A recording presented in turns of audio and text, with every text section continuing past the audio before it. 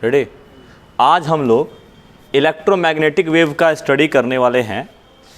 ये जो बोर्ड पर आपको दिखाई दे रहा है ये एक इलेक्ट्रोमैग्नेटिक वेव चल रहा है। हुआ कौन सा वेव चल रहा है? इलेक्ट्रोमैग्नेटिक वेव चल रहा है। तो चलिए हम इसको देखने का प्रयास करते हैं क्लियर रूप से। ये जो है, ये जो देखिएगा, इसमें ये जो ग्रीन कलर का है वो चेंजिंग कर रहा है। ग्रीन कलर का वो इलेक्ट्रिक फील्ड का चेंजिंग है। किसका चेंजिंग है? इलेक्ट्रिक फील्ड का। आज जो रेड कलर का है, रेड कलर का, वो है मैग्नेटिक फील्ड का चेंजिंग। यानी जो है ये ऐसा होता है इलेक्ट्रोमैग्नेटिक वेव जिसमें इलेक्ट्रिक फील्ड और मैग्नेटिक फील्ड दोनों समय के साथ क्या होते हैं? चेंज होते हैं। तो इलेक्ट्रिक फील्ड ऐसे चेंज हो रहा है, ठीक है, और मैग्नेटिक फील्ड देखिएगा ऐसे चेंज हो रहा है। दोनों एक दूसरे पर परपेंडिकुलर है। मतलब इलेक्ट्रिक फील्ड और मैग्नेटिक फील्ड जो है एक दूसरे पे क्या होते हैं? परपेंडिकुलर होते हैं, लंबवत होते हैं। देखिएगा, तो कहने का मतलब है ये इलेक्ट्रिक फील्ड ऊपर नीचे वाइब्रेशन कर रहा है, तो मैग्नेटिक फील्ड इधर जेड एक्सिस में आगे पीछे वाइब्रेशन कर रहा है, ठीक है। और दोनों जो होते हैं एक दूसरे पे क्या होते हैं? परपेंडिकुलर होते हैं, ठीक है। तो बहुत सारे क्वेश्चन में पूछता है डायरेक्शन ऑफ इलेक्ट्रोमैग्नेटिक वेव। तो इलेक्ट्रोमैग्नेटिक वेव का जो है डायरेक्शन जो होगा वो होगा ई क्रॉस बी के पैरेलल। किसके पैरेलल? ई क्रॉस बी। क्योंकि हम जानते हैं क्रॉस प्रोडक्ट में ऐसा डायरेक्शन मिलता है कि दोनों पर परपेंडिकुलर हो, ठीक है। तो ई क्रॉस बी का जो डायरेक्शन होगा वो ई पर भी परपेंडिकुलर होगा और बी पर भी परपेंडिकुलर होगा। तो इलेक्ट्रोमैग्नेटिक वेव का जो डायरेक्शन होगा, डायरेक्शन इलेक्ट्रोमैग्नेटिक वेव का, वो किसके पैरेलल होगा? ई क्रॉस बी के पैरेलल होगा, ठीक है। अब आता है ई और बी में फेज डिफरेंस, ठीक है। ई और बी के बीच एंगल तो 90 डिग्री आया। फेज डिफरेंस देखते हैं वो, ठीक है। फेज मतलब दोनों की अवस्था में अंतर, ठीक है। तो दोनों का जो है सेम अवस्था चल रहा है, ध्यान दीजिएगा। ये जब मैक्सिमम हो रहा है तो मैग्नेटिक फील्ड भी क्या हो रहा है? मैक्सिमम हो रहा है। दोनों के बीच जो फेज डिफरेंस है, फेज ई और बी के बीच में जो फेज डिफरेंस है फाई, वो होता है 0 डिग्री के बराबर। कितने के बराबर? 0 डिग्री के बराबर। ऐसा इसलिए जबकि दोनों के बीच में एंगल जो होगा वो 90 डिग्री होगा, वो क्योंकि वो एक जो है y एक्सिस पे है तो दूसरे पर z एक्सिस पर है। एंगल 90 डिग्री होगा लेकिन फेज अवस्था 0 डिग्री होगा। बात समझिएगा। दोनों E और B के बीच में एंगल पूछा जाए क्योंकि E जो है आपका जो है इलेक्ट्रिक फील्ड जो है वो y एक्सिस में वाइब्रेशन कर रहा है, ठीक है, और मैग्नेटिक फील्ड z एक्सिस में वाइब्रेशन कर रहा है। तो y और z के बीच एंगल कितना होगा? 90 डिग्री। ये हमारा जो है इसके बीच का एंगल होगा। लेकिन फेज अवस्था, तो देखिएगा अवस्था पर ध्यान दीजिएगा। ये जब 0 हो रहा है तो मैग्नेटिक फील्ड भी 0 होगा। ध्यान दीजिएगा, मैग्नेटिक फील्ड जो है जब ये मैक्सिमम हो रहा है तो मैग्नेटिक फील्ड भी मैक्सिमम हो रहा है। तब ये 0 हो रहा है तो दोनों 0 हो रहा है, सेम समय पर हो रहा है। ध्यान पे दीजिएगा, जैसे A 0 हो गया तो B भी 0 हो गया। जब B मैक्सिमम होगा तो E भी मैक्सिमम होगा। अवस्था का मतलब होता है कि दोनों का समान समय पर। तो ध्यान दीजिएगा, इलेक्ट्रोमैग्नेटिक वेव में इलेक्ट्रिक भी है मैग्नेटिक भी है। इलेक्ट्रिक किधर चल रहा है? y एक्सिस में। मैग्नेटिक किधर चल रहा है? z एक्सिस में। दोनों एक्सिस के बीच में गैप कितना? 90 डिग्री का। E और B में फेज, फेज मतलब अवस्था। अब अवस्था पर ध्यान दीजिएगा, जिस समय E 0 हो रहा है B भी 0 हो रहा है। देखिएगा यहाँ पर, जिस समय B 0 हो रहा है उस समय E भी 0 हो रहा है, और जिस समय E मैक्सिमम हो रहा है B भी मैक्सिमम हो रहा है। मतलब अवस्था सेम चल रहा है उनके बीच। जो अवस्था है वो क्या है? 0 डिग्री है, ठीक है।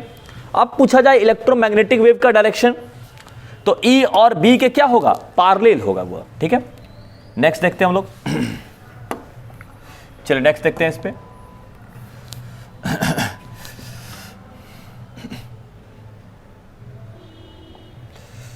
चलिए नेक्स्ट, ठीक है, नेक्स्ट देखते हैं इस पे। चलिए इलेक्ट्रोमैग्नेटिक वेव कहते हैं किसको? ध्यान दीजिएगा, इलेक्ट्रोमैग्नेटिक वेव जो है, इलेक्ट्रोमैग्नेटिक वेव जो है ऐसा वेव है, इलेक्ट्रोमैग्नेटिक वेव है ऐसा है जो साइन के रूप में परिवर्तन होता है। किसके रूप में परिवर्तन होता है? साइन के रूप में परिवर्तन होता है, ठीक है। और इसमें परस्पर विद्युतीय और चुंबकीय क्षेत्र भी जो है परिवर्तित करती है और साथ साथ गमन भी करती है। तो इलेक्ट्रोमैग्नेटिक वेव जो है ऐसा वेव है जो साइन थीटा के साथ परिवर्तन होता है। जैसे मान लीजिए इसमें इसके फार्मूला में क्या आता है? साइन आता है, इसलिए साइनसोइडल बोल कहते हैं ना, साइन सिनुसोइडल बोलते हैं इसको, ठीक है ना, यानी साइन के रूप में बदलता है। क्या बदलता है? साइन के रूप में। और परस्पर लंबवत विद्युतीय चुंबकीय क्षेत्र है, मतलब विद्युतीय क्षेत्र चुंबकीय क्षेत्र लंबवत है। विद्युतीय क्षेत्र y एक्सिस में है तो इसका चुंबकीय क्षेत्र किधर है? z एक्सिस में है। दोनों एक दूसरे के परस्पर क्या है? लंबवत है। तो ऐसा वेव जिसमें विद्युतीय और चुंबकीय दोनों क्षेत्र एक दूसरे के साथ लंबवत हो और साइन के रूप में बदले। किस रूप में बदले? साइन के रूप में। तो इसका मतलब है कि इसके फार्मूला में साइन आएगा, ठीक है, जैसे y बराबर a sine kx minus omega t, इस तरह साइन आएगा इसमें, ठीक है। इसके फार्मूला में क्या आना चाहिए? साइन आना चाहिए, ठीक है। इसलिए इसको सिनुसोइडल कहते हैं इसको, ठीक है ना, साइन के रूप में बदलता है। तो ऐसा वेव जिसमें विद्युतीय और चुंबकीय दोनों जो है क्षेत्र बदल भी रहे हो और एक दूसरे के साथ 90 डिग्री एंगल बना रहे हो, वो हमारा इलेक्ट्रोमैग्नेटिक वेव है, ठीक है। तो चलिए आगे बढ़ते हैं इसको चलिए इसको आगे बढ़ाते हैं, ठीक है। चलिए इसको आगे बढ़ाते हैं। चलिए अब इलेक्ट्रोमैग्नेटिक स्पेक्ट्रम पर ध्यान देते हैं, कौन कौन चीज है इसमें, ठीक है। इलेक्ट्रोमैग्नेटिक स्पेक्ट्रम ध्यान देते हैं। सबसे छोटा कौन सा है? सबसे छोटा जो है हमारा, सबसे छोटा है गामा रे। कौन सा है? Gamma ray. उसके बाद कौन सा है? एक्सरे, ठीक है। रेडियोएक्टिव सब्सटेंस इसको प्रोड्यूस करता है, एक्सरे का ये मशीन है। उसके बाद एक्सरे आता है, फिर अल्ट्रावायलेट जिसका मेन सोर्स क्या है? सन है, फिर visible light main source light bulb, फिर इंफ्रारेड टीवी का रिमोट इसका मेन सोर्स है, फिर माइक्रोवेव्स, माइक्रोवेव ओवन जिससे जैसे समोसा वमोसा चीज़ों को गर्म करने होता है, फिर रेडियो वेव जैसे एफएम टीवी रेडियो वेव से चलता है। तो ध्यान दीजिएगा, सबसे छोटा जो होता है वेवलेंथ वो होता है गामा रे का। किसका होता है? गामा का। उसके बाद किसका होता है? एक्सरे का। फिर किसका होता है? अल्ट्रावायलेट का। फिर किसका होता है? विजुअल लाइट का। फिर किसका होता है? इंफ्रारेड का। फिर किसका? माइक्रोवेव का। और फिर किसका? रेडियो वेव का। सीरीज याद रखिएगा, gamma ray, X ray, ultraviolet, visual light, infrared, microwave और रेडियो वेव, ठीक है। तो इसका जो है आप जो है इसका सीरीज याद रखिए, किसका वेवलेंथ छोटा और किसका बड़ा है। इसको जो है ट्रिक बना देते हैं इस पे, गामा जी, ठीक है, गामा रे, एक्स यू भी, ठीक है, जी से गामा, एक्स एक्सरे, यू से अल्ट्रावायलेट, वी से विजिबल लाइट, ठीक है। Gamma G X U B, इनके मतलब इंफ्रारेड, इनके मतलब इंफ्रारेड, ठीक है। माई मतलब माइक्रो, रेडियो देवी का है। ट्रिक देखिए, गामा जी एक्स यूवी इनके माई रेडियो देवी का है, ठीक है। तो गामा जी मतलब गामा, एक्स यूवी मतलब एक्सरे, अल्ट्रावायलेट और जो विजुअल। उसके बाद इनके मतलब इंफ्रारेड, माइक मतलब माइक्रोवेव, और रेडियो देवी मतलब रेडियो वेव, ठीक है। ट्रिक बना दिए वो, गामा जी एक्सयूवी गाड़ी का नाम होता है, इनके माई रेडियो देवी का है। तो इसको ट्रिक बना सकते हैं, gamma, X ray, ultraviolet, visible, infrared, microwave और रेडियो वेव, ठीक है। तो चलिए इसको देखते हैं चलिए इसको देखते हैं होम। अगला क्वेश्चन, अगला देखते हैं इलेक्ट्रोमैग्नेटिक वेव का प्रॉपर्टीज, ठीक है। इलेक्ट्रोमैग्नेटिक वेव का प्रॉपर्टीज, इलेक्ट्रोमैग्नेटिक वेव जो है त्वरित आवेश के द्वारा उत्पन्न होता है। कैसे? ऐसे चार्ज जो समय के साथ क्या होते हैं? चल रहे होते हैं और उनमें स्पीड में या वेलोसिटी में चेंज हो रहा होता है। मतलब ऐसा चार्ज जो एक्सीलरेशन में हो वहीं विद्युत चुंबकीय तरंग को उत्पन्न कर सकते हैं। विद्युत चुंबकीय तरंग की प्रकृति, तो इसकी प्रकृति जो होती है अनुप्रस्थ होती है। अनुप्रस्थ मतलब जो होता है जो ऊपर नीचे कंपन करते हैं। कैसे कंपन करते हैं? ऊपर नीचे, ठीक है। निर्वात में इसकी चाल 1/μ0 इंटू एप्सिलॉन नॉट। तो ध्यान दीजिएगा, म्यू नॉट का वैल्यू होता है, याद रखिएगा, 4 पाई गुना 10 का पावर -7। एप्सिलॉन नॉट का होता है 8.85 गुना 10 का पावर -12। इसका होता है फैराड पर मीटर, इसका होता है हेनरी पर मीटर, ठीक है। और याद रखिएगा 1/μ0 इंटू एप्सिलॉन नॉट का जो डायमेंशन होता है वो स्पीड के बराबर होगा, LT का पावर -1। इसका मात्रक होगा मीटर पर सेकंड, याद रखिएगा, आ सकता है इसमें ठीक है। इलेक्ट्रिक फील्ड का मैग्नीट्यूड और मैग्नेटिक फील्ड का मैग्नीट्यूड का रेशियो जो होता है C के बराबर होता है। तो ध्यान दीजिएगा E/B0 का कोई मात्रक पूछता है तो C के बराबर है, तो मीटर पर सेकंड। इसका कोई डायमेंशन पूछता है तो LT का पावर -1। चलिए नेक्स्ट देखते हैं इस पे। Next displacement current.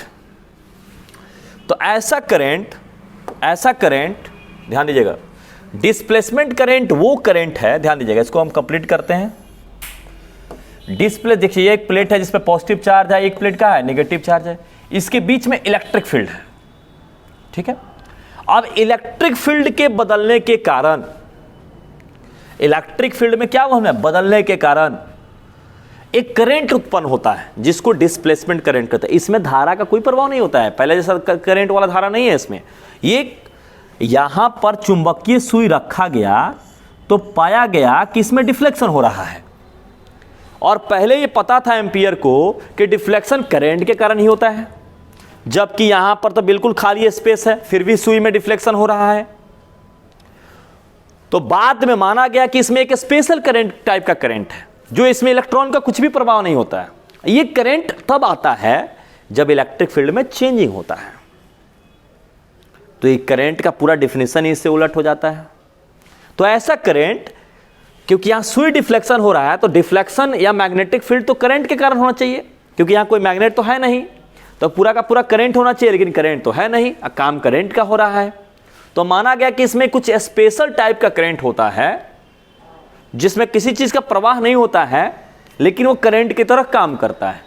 तो क्या कहा जाएगा, ऐसा करंट जो मैग्नेटिक फील्ड, देखिए इसमें बार बार जब चार्जिंग होगा ना, तो इसमें चार्ज पर प्लस बढ़ता जाएगा, इधर माइनस बढ़ेगा, तो इसमें फील्ड भी चेंज करेगा। तो ऐसा करंट जो विद्युतीय क्षेत्र में परिवर्तन, विद्युतीय क्षेत्र या फ्लक्स में परिवर्तन के कारण उत्पन्न होता है, ठीक है, उसी को क्या बोलते हैं, डिस्प्लेसमेंट करंट, विस्थापन धारा।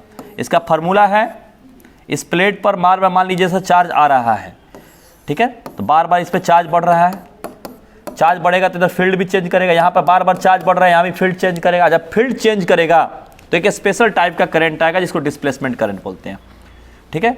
ये फाई जो है इसका क्या है, फ्लक्स है, ये क्या है, टाइम है, एप्सिलॉन नॉट का पहले बताया है, ठीक है, और ID क्या है, इसमें डिस्प्लेसमेंट करंट है, ठीक है।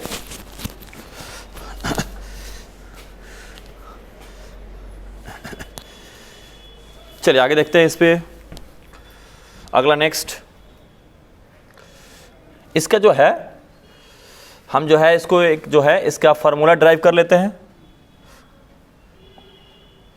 फार्मूला ड्राइव कर लेते हैं। एक डिस्प्लेसमेंट करंट का फार्मूला देख लेते हैं, ठीक है। चार्ज ऑन कैपेसिटर देख लेते हैं, थोड़ा फार्मूला ड्राइव कर लेते हैं। चार्ज ऑन कैपेसिटर, कैपेसिटर पर जो चार्ज है वो Q बराबर होता है CV। C इसका कैपेसिटेंस होता है, C इसका क्या होता है, कैपेसिटेंस। अब V क्या होता है, पोटेंशियल डिफरेंस, ठीक है। अब जो है कैपेसिटर्स का जो कैपेसिटेंस होता है वो होता है A epsilon not by D। अब पोटेंशियल डिफरेंस जो होता है आपका इलेक्ट्रिक फील्ड इनटू डिस्टेंस, यहां पे लिख देते हैं, कैपेसिटेंस होगा A epsilon not by D। A area है, एप्सिलॉन नॉट कांस्टेंट है, D डिस्टेंस है। पोटेंशियल डिफरेंस हो जाएगा electric field into distance, D से D clear, A epsilon not into E हो गया, ठीक है। अब हमें क्या निकालना है, इस पे करंट निकालना है। क्या निकालना है, करंट निकालना है। तो ये इलेक्ट्रिक फील्ड इनटू एरिया जो होता है, फ्लक्स का वैल्यू होता है E into S into cos theta. हमेशा कॉस थीटा 0 डिग्री के अकॉर्डिंग लिया जाता है, फ्लक्स में नॉर्मली फ्लो होता है। एरिया की जगह पे ए ले लेता है, कॉस 0 डिग्री 1, तो इलेक्ट्रिक फील्ड इंटू एरिया को ले लेंगे, फाई ले लेंगे पूरा। तो जल्द देखिए दोनों टाइम से डिफ्रेंशिएटिंग करते हैं, differentiating with respect to time, ठीक है, विथ रेस्पेक्ट टू टाइम। तो इधर हो जाएगा d q by d t, epsilon nought बाहर हो जाएगा d phi by d t. या फ्लक्स लिखिएगा, इलेक्ट्रिक फ्लक्स है क्योंकि मैग्नेटिक फ्लक्स भी होते हैं, तो इस करंट लिख देते हैं आई डी, ठीक है। तो ये फार्मूला ड्राइव हो गया। चाहेंगे तो आप स्क्रीनशॉट इसका ले सकते हैं। चलिए आगे पे चलते हैं, नेक्स्ट, ठीक है। अगला पे चलते हैं, इस पे डिस्प्लेसमेंट करंट के बाद कुछ ऑब्जेक्टिव क्वेश्चंस करते हैं, ध्यान दीजिएगा। अब देखिएगा, डायरेक्शन ऑफ इलेक्ट्रोमैग्नेटिक वेव, तो ये किसके होता है, ई क्रॉस बी के पार्लेल होता है, ठीक है। यहां पर अलोंग नहीं लिखिए, पार्लेल, पार्लेल टू ई क्रॉस बी, किसके पार्लेल, पार्लेल टू ई क्रॉस बी, यानी ई क्रॉस बी के दिशा में होता है। किसके दिशा में होता है, पार्लेल टू ई क्रॉस बी, यहां अलोंग नहीं होगा, यहां भी पार्लेल लिखना चाहिए, तो पार्लेल जो है मिसप्रिंट हो गया है, पार्लेल टू बी क्रॉस ई। तो ई क्रॉस बी के पार्लेल होगा कि बी क्रॉस ई का, ई क्रॉस बी के पार्लेल होता है, ठीक है। किसके पार्लेल होता है, ई क्रॉस बी के, सी ऑप्शंस। दोनों के बीच कलांतर, तो कलांतर जो है 0 डिग्री लेके चल रहा है, ठीक है। एंगल पूछेगा तो 90 डिग्री, इलेक्ट्रिक फील्ड और मैग्नेटिक फील्ड के बीच एंगल कितना है, तो 90 डिग्री। लेकिन फेज, अवस्था, तो अवस्था का मतलब क्या है, जिस समय इलेक्ट्रिक फील्ड मैक्सिमम होगा उसी समय मैग्नेटिक फील्ड भी मैक्सिमम होगा, ये अवस्था है। जबकि इलेक्ट्रिक फील्ड वाई एक्सिस में है, मैग्नेटिक फील्ड जेड एक्सिस में है, उनके एक एक्सिस में नहीं चल रहे हैं, दोनों के बीच 90 डिग्री का एंगल है, लेकिन अवस्था जो है उनके बीच वो 0 डिग्री का है। तो चलिए देखते हैं आगे। चलिए इसमें आगे चलते हैं, अगला, नेक्स्ट।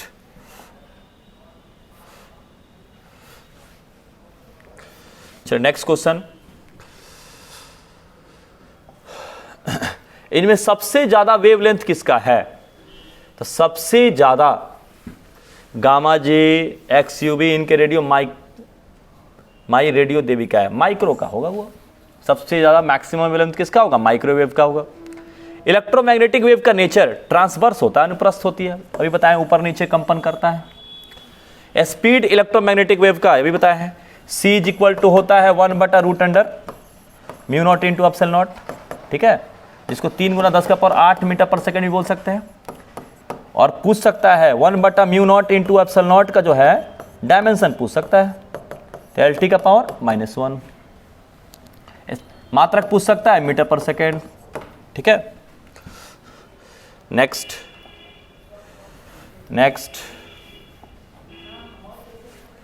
चलिए, विद्युत चुंबकीय तरंग की उत्पत्ति होती है, तो इसकी उत्पत्ति जो होती है एक्सीलरेटेड चार्ज से होती है, त्वरित आवेश से होती है, ठीक है। इनमें कौन सा विद्युत चुंबकीय तरंग नहीं है, कौन, साउंड नहीं है, गामा भी है, एक्सरे भी है, माइक्रोवेव है, साउंड नहीं है वो, ठीक है। किसी मटेरियल मीडियम में डिपेंड्स ऑन, निर्भर करती है, द मटेरियल मीडियम में सब पर निर्भर करता है, निर्भर नहीं करती है वो होना चाहिए क्वेश्चन में, ठीक है। डज नॉट डिपेंड ऑन डाल दीजिएगा, ठीक है ना, क्योंकि निर्भर तो चप पे करता है, डज नॉट डिपेंड ऑन, ठीक है, निर्भर नहीं करती है। क्वेश्चन थोड़ा सुधार लीजिएगा। तो इसमें इंटेंसिटी पर निर्भर नहीं करता है, वेवलेंथ पर भी निर्भर करता है, फ्रीक्वेंसी पर भी, क्योंकि इसका फॉर्मूला होता है speed is equal to frequency into wavelength. Frequency पर भी निर्भर कर रहा है, वेवलेंथ पर भी निर्भर कर रहा है। अब मीडियम के परमिटिविटी तो रोकता ही है उसको, तो किस पर निर्भर नहीं करता है, इंटेंसिटी पर। तो आपका निर्भर करता है फ्रीक्वेंसी पर भी, वेवलेंथ पर भी और परमिटिविटी पर। किस पर निर्भर नहीं करता है, तीव्रता पर निर्भर नहीं करता है, ठीक है। चलिए नेक्स्ट,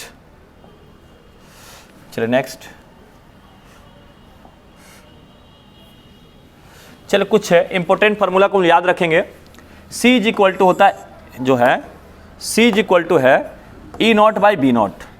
तो इसका हम जो है वैल्यू इतने के बराबर होता है, और इसका वैल्यू भी याद रखें कितने के वैल्यू के बराबर होता है, जिसमें E0 जो है सबसे मैक्सिमम वैल्यू है इलेक्ट्रिक फील्ड का, जिसको एम्पलीट्यूड बोलते हैं। B0 सबसे मैक्सिमम वैल्यू है मैग्नेटिक फील्ड का, जिसको इसका एम्पलीट्यूड कहते हैं, ठीक है। तो आपसे पूछा जा सकता है E/B का मात्रक, तो E/B का मात्रक मीटर पर सेकेंड, ठीक है। इसका डायमेंशन पूछा जा सकता है, 1/म्यू नॉट इंटू एप्सिलॉन नॉट का डायमेंशन पूछ सकते हैं, अभी बताया LT का पावर -1। मात्रक पूछ सकता है मीटर पर सेकेंड, ठीक है। चलिए अब मान लीजिए कभी कभी ये भी देता है कभी कभी ये भी देता है, कभी कभी इसमें वैल्यू भी दे देता है, जैसे ई नॉट का वैल्यू दे दिया जाए, ठीक है, ई नॉट का वैल्यू दे दिया जाए, ठीक है, तो हम उसको वी नॉट को भी निकाल सकते हैं। ई नॉट का वैल्यू मान लीजिए देता है 10 वोल्ट पर मीटर दे देता है, ठीक है, सपोज दैट एक डाटा दे देते हैं, ठीक है, हम कहेंगे बी नॉट निकालिए, तो C इज इक्वल टू है ई नॉट बाई बी नॉट, ठीक है, बी नॉट इधर आ जाता है, बी नॉट इधर आ जाता है, तो ई नॉट बाई सी हो जाएगा, इसको 10 दे देते हैं, C का वैल्यू 3 गुना 10 का पावर 8 मीटर पर सेकेंड, बी नॉट जो होगा टेस्ला होगा, मैग्नेटिक फील्ड है, तो चलिए 10/3 हो गया 3.3, 10 का पावर प्लस 8 ऊपर जाएगा तो -8 टेस्ला हो गया, ठीक है ना। तो इसमें ई नॉट या बी नॉट में किसी को दे सकता है, दूसरे को निकालने के लिए पूछ सकता है, ठीक है, इस पर ध्यान दीजिएगा। ये इलेक्ट्रिक फील्ड का डेंसिटी है इलेक्ट्रोमैग्नेटिक वेव में, और ये मैग्नेटिक फील्ड का डेंसिटी है। एक साल इसमें डायमेंशन पूछा था, तो आपसे पूछा जा सकता है इसका डायमेंशन क्या है, तो एनर्जी डेंसिटी है तो एनर्जी बाई वॉल्यूम होगा, एनर्जी डेंसिटी है एनर्जी बाई वॉल्यूम होगा, एनर्जी का बोलिए ml² t का पावर -2, वॉल्यूम का L3, कटाएंगे mls का पावर -1 t का पावर -2, इसका भी उतना ही होगा, ये भी वही है एनर्जी डेंसिटी, ये भी एनर्जी डेंसिटी है, उतना ही आएगा एनर्जी बाई वॉल्यूम, ठीक है। चलिए नेक्स्ट देखते हैं। अब इसमें जो है एक क्वेश्चन जो है और इसमें कर सकते हैं हम, ठीक है, देखिए जो है एक्सरे सबसे इंपॉर्टेंट है, एक्सरे का जो है, एक्सरे जो है, एक्सरे का कर सकते हैं ध्यान दीजिएगा, एक्सरे का कर सकते हैं। एक्सरे का कहा जाएगा, दो यूजेस को लिखिए एक्सरे, ठीक है, एक्सरे के दो यूजेस को लिखिए, ठीक है। पहला यूज है जो है एक्सरे का जो यूज करते हैं हम लोग, पहला वो जो है आंतरिक, शरीर के आंतरिक भागों का जो है पिक्चर निकालने में, ठीक है, to obtain picture of internal part of the body, किसी बॉडी के इंटरनल भाग के चित्र को प्राप्त करने में, किसी वस्तु या बॉडी कह सकते हैं, किसी आदमी या व्यक्ति के, किसी व्यक्ति के आंतरिक भागों के चित्र प्राप्त करने में इसके एक्सरे का यूज हो सकता है, ठीक है। दूसरा टू डिटेक्ट, प्राप्त करने में, टू डिटेक्ट एक्सप्लोजिव मटेरियल्स, विस्फोटक पदार्थों का पता लगाने में, ठीक है, कैसे पदार्थ का, विस्फोटक पदार्थ का पता लगाने में, ठीक है। तीसरा में to detect crack in buildings, buildings में दरार का पता लगाने में, ठीक है, बिल्डिंग में दरार का पता लगाने में, शरीर के आंतरिक भागों के चित्र प्राप्त करने में, विस्फोटक पदार्थों का पता लगाने में, बिल्डिंग में उपस्थित दरार का पता लगाने में। ये तो इसका यूजेस हो गया, ठीक है। प्रॉपर्टी पूछ दिया जाए, क्या इसके गुण है, प्रॉपर्टीज पूछा जाए तो पहला प्रॉपर्टी होगा ये गैसों को आयनीकृत कर देता है, इट आयोनाइजेस द गैसेस, यह गैसों को आयनीकृत कर देता है, ठीक है।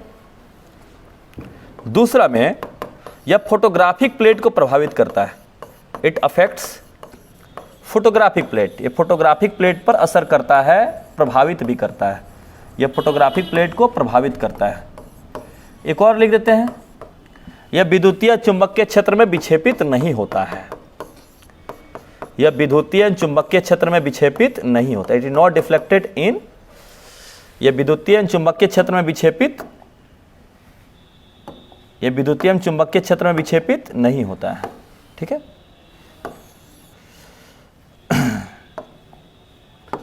तो यह विद्युतीय चुंबकीय क्षेत्र में विक्षेपित नहीं होता है। चलिए इतना ही रहने देते हैं आज के लिए। वीडियो कैसा लगा जो है हमें कमेंट करके बताइएगा, जिससे अगला वीडियो में हम उसको सुधार कर पाएंगे। आज के लिए इतना ही। बहुत मेहनत से वीडियो बनाए हैं आप लोग के सामने, और जो है बहुत मेहनत के चलते आप लोग से वादा कर दिए हैं कि टॉप कराना ही है, और जो है वादे के अनुसार जो है अभी जो है सारे चीज़ों को त्याग कर वीडियो बना रहे हैं। यदि कहीं पर समस्या दिखे या कोई चीज़ परेशानी आपको दिखे तो कमेंट करके आप हमको बताइएगा, जिससे या मैसेज करके बताइएगा, जिससे हम अगले वीडियो में उसको सुधार कर सके।